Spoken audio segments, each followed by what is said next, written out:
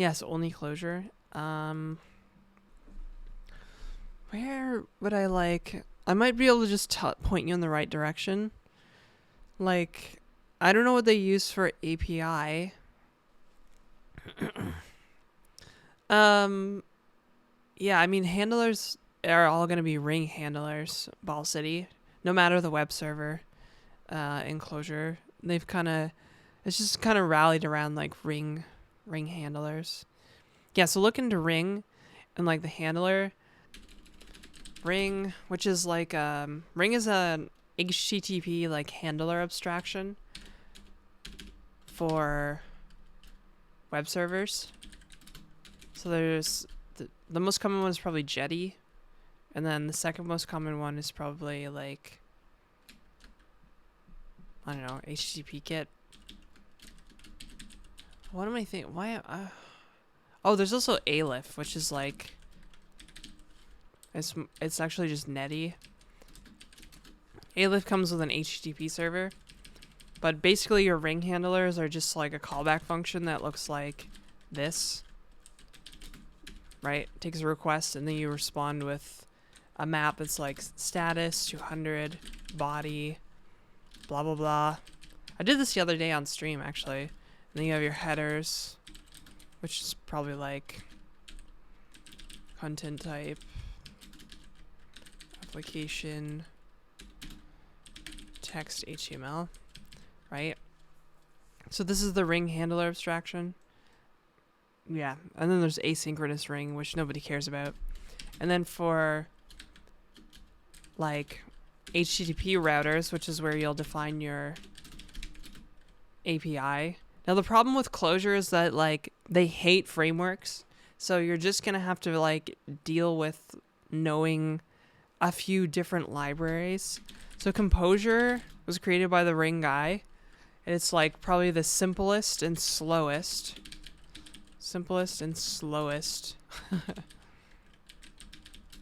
HTTP router. The slowest.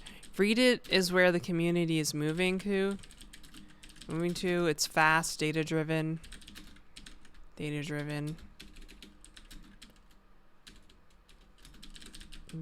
etc. There's also Biddy, which was made by Juxt. Biddy is kind of similar to Retit in a sense, but not nearly as intuitive. Like it's kind of a pain in the ass. I guess there's Composure API, which is like the Retit guys made Composure API. I can't spell today. Composure API before Retit. So this was made by Retit was made by Matosin. They're pretty cool guys. They make cool stuff. But before Retit, they made this god awful thing called Composure API, like Composure but with extra features and lots of macro magic. It's a huge pain in the ass to work with. So I tell people to strictly avoid it if they can. But it was really popular for a while, so a lot of like commercial Clojure projects use it because it has like built-in like Swagger and junk. So what else? Middleware, all the Ring middleware. Ring middleware. This is your request and response middleware. There's plenty of this out there in the Ring like core repositories. So you can go and just look up that. Like it's literally just called Ring middleware, ring.middleware.whatever, right? But the top ones are probably going to be like Ring defaults, which gives you wrap defaults, the wrap defaults middleware, which gives you like session state and session state cookies, same site rules. What else? A bunch of stuff. Like it basically packages a whole bunch of like middleware into one middleware so that you don't have to remember to use them all yourself. What else? I used ring OAuth the other day. That's for OAuth, of course. So you get wrap OAuth. Handles the whole like redirect and auth code and all that junk for you. Wrap defaults comes with wrap params, but wrap params and like wrap multi-part params. Multi-part params. Wrap params will just coerce like JSON bodies to maps for you, so you don't have to parse them. Stuff like that. So it'd be like request coercion.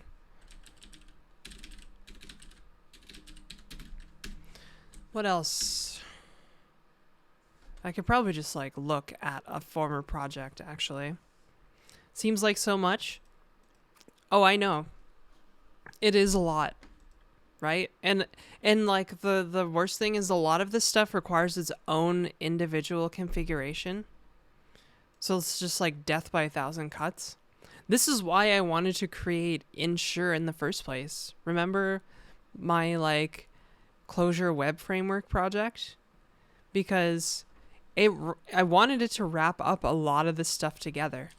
Oh, and one more thing, you're probably going to want to talk about like server-side rendering or learn server-side rendering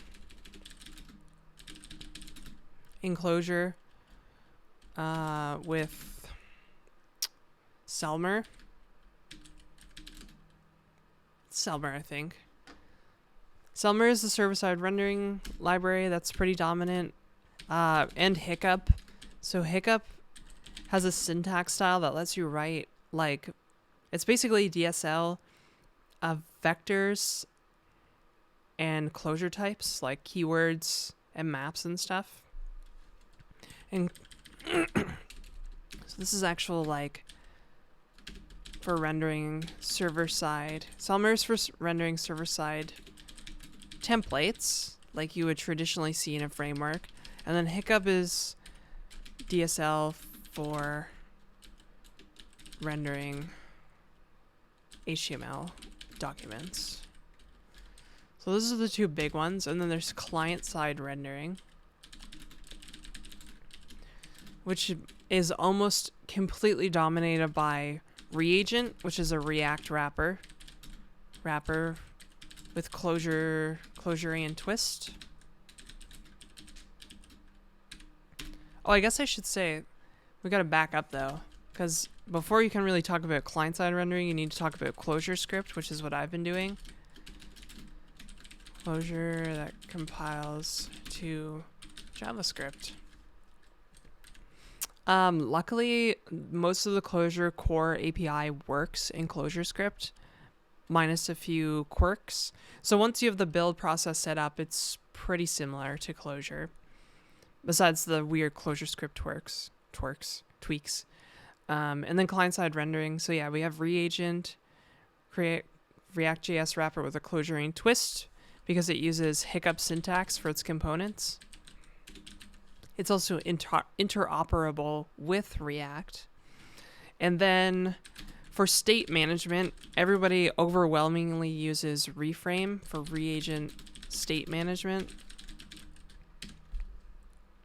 There are other things, but they're not nearly as popular as like Reagent and Reframe are. And yeah, that's basically, you know, you just gotta throw in a database somewhere. So let's see here.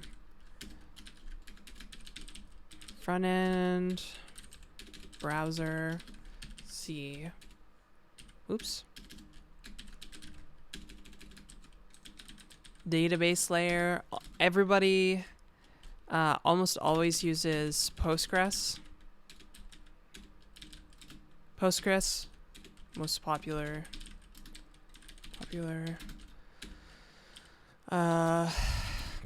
Accessed with either clojure.java.jdbc, so this is the built-in like JDBC driver, or there's a new library made by Sean Corfield called NextJDBC, which is like, it's just improvements around the JDBC library.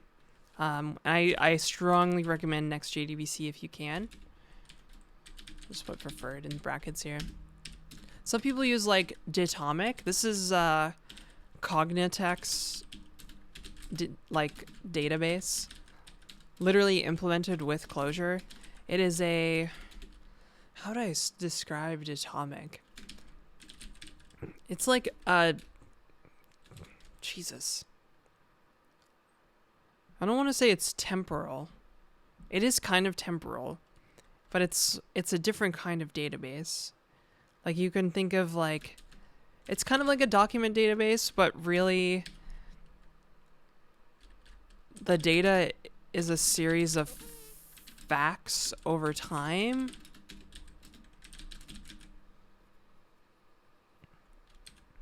The only problem with Datomic, it's so hard to run in production. Or like, it's a complicated database because it's like highly available and it's kind of like, has like these disparate components. And it's just like, it's really hard to operate. And it's kind of like difficult to learn. So I feel like the community rallied around Postgres.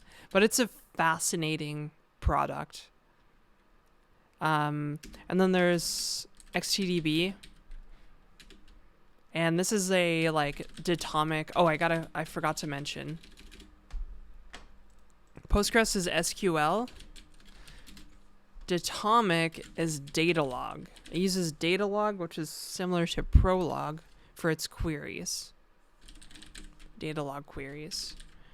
And then finally, we have XTDB, which is kind of like a marriage of the two. You get, it's a temporal database, so time, you know, it's kind of similar to like the facts over time, I guess. Time, you can rewind time in XTDB. It has Datalog queries, but it's deployable as a single Docker container. Single Docker container running on top of Postgres. Whew. And I mean, you can use any database, but these are just the most popular, especially Postgres. What else? Did I miss anything, guys? But yeah, this is basically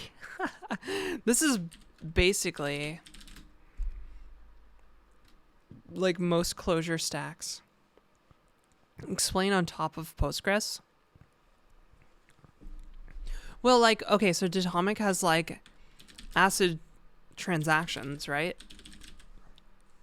So to achieve the same kind of like guarantees, XTDB does not implement its own like, I guess, write ahead log or anything like that. Datomic does. Datomic uses like Clojure and a whole bunch of crap to implement different database things.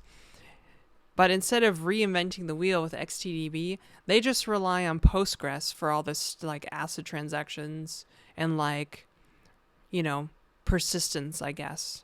So XTDB is kind of like a temporal data log wrapper over Postgres, but some of the community really loves it. And then here's bonus knowledge, I guess. Bonus knowledge.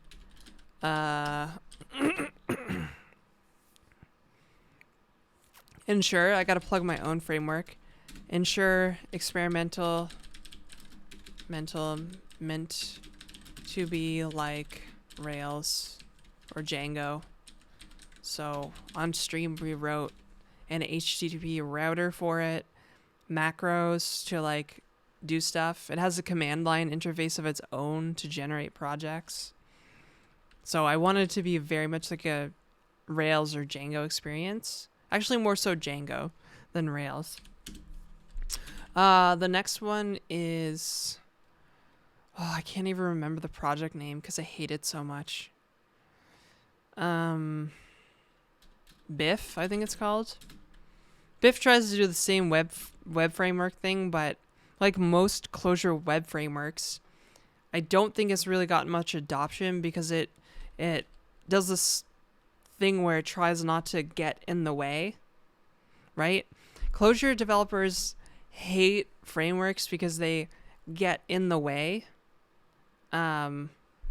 So every attempt at creating Clojure web framework tries to stay out of the way, and then you just, typically end up with this big mess anyways, right? So that's why I wanted to be like, opinionated and strict.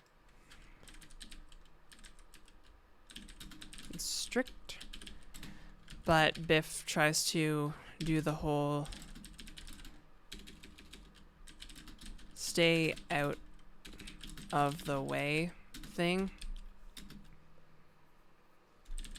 that basically plagues everything. Like, it's literally, yeah, I guess by trying to stay out of the way, most Clojure web frameworks just kind of like bundle together a bunch of libraries, and they don't really like consider that a framework has,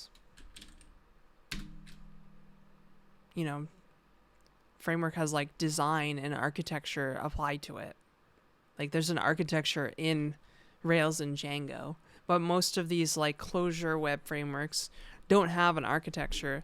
They are just simply like bundles of libraries and like template code. Luminous is another one. This is probably like one of the earlier projects. Earlier like bundle of libraries approach.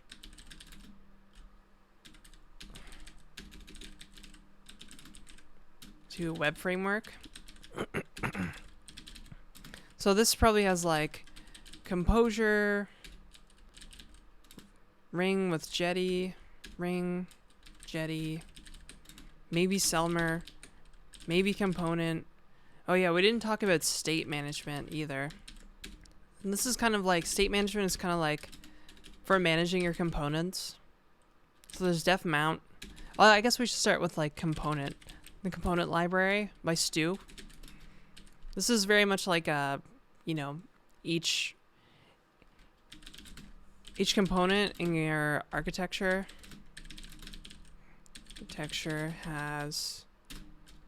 implements this protocol interface, with start and stop. It's like a lifecycle method, right? So you use this for things like your database, maybe Redis, what have you. That's what state management is for. So there's the component library, and then there's def mount, which is more of a macro-y way of doing what component does. So it has like lifecycle methods and stuff. Does lifecycle methods. It's more like, how to explain the difference? You have def mount, which is a macro that creates like a global var so that you can do these lifecycle methods, whereas component does not. Component is very simply just like a single protocol, and then there's a client code that calls start and stop on all of your components. Very simple, right? Def mount is a little more complex, a bit more macro-y. And then there's integrant for managing stateful components, data-driven, and I don't like it because I find it really annoying to use. But basically all your components are just kind of stored in a map, and then they're brought up with like the contents of the map, which kind of touches on like another problem in the Clojure community. Is kind of like this idea of like things being data driven for data driven sake. Like, there's a time and a place when you need something to be data driven, but Clojure developers seem to really like making things data driven simply because they can. Like, I think Retit is a good example of this. I've never seen anybody like dynamically generate their Retit routes on startup, like not ever. But everybody, it's still like, for some reason being data driven is a good thing, even though nobody uses the data driven part, right? Did I miss anything? I think that's all of the Clojure world and stacks and stuff. And I guess the real the real tough part is that yeah, you can mix and match all of these together and then configure yourself to death. You don't have to action your data, just drive it. Easy. All right, so that was the biggest, most long-winded explanation of everything in Clojure.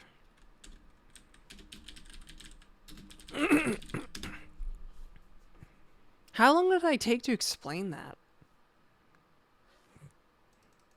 I hope, oh hey, Miss Tess. Hello, Tess. You've convinced me. Data for data's sake. Yeah. Ball City hasn't said anything in quite a while, so I hope you're still here. What's the Clojure landscape like? 26 minutes? Seriously? I spent 26 minutes explaining that? Well, I'll edit it down and make a YouTube stream highlight out of it. You convinced me not to use Clojure for web dev. I know, it's a lot. It's a lot. Nah, I'm joking. I didn't know.